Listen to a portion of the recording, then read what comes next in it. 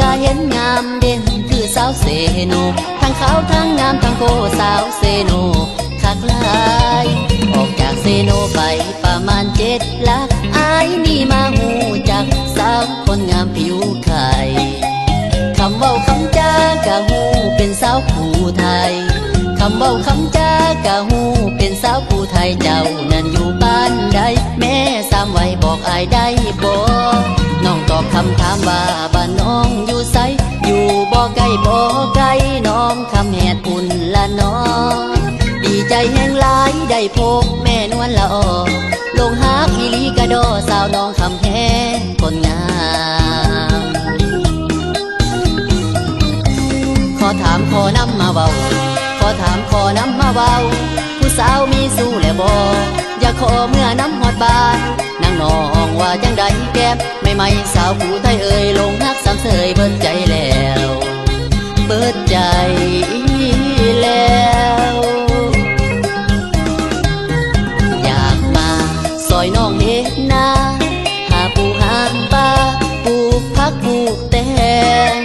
เว้าออกจากใจบ่ได้หลอกเด้อคำแพงฮักจริงบ่ได้มาแกล้งเว้าหยอกคำแพงดอกนา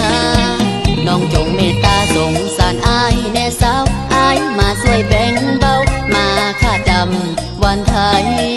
เบิ่งแยงพ่อเฒ่าแม่เฒ่าพร้อมเด้อสามวัยสัญญาเว้าจริงจากใจจากลูกผู้ชายคนที่หวังดี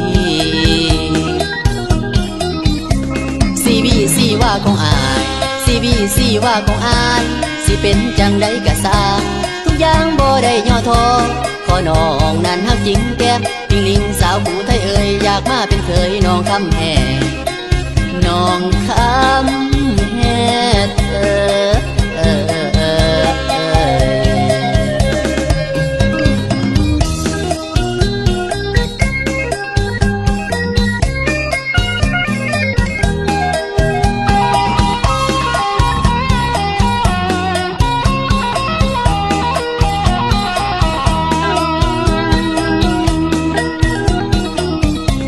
ขอถามขอนำมาเว้าขอถามขอนำมาเว้าผู้สาวมีสู้แล้วบ่อย่าขอเมื่อนำฮอดบ้านนางน้องว่าจังใดแก้มไม่สาวผู้ไทยเอ่ยลงฮักสามเสยเบิดใจแล้วเบิดใจแล้ว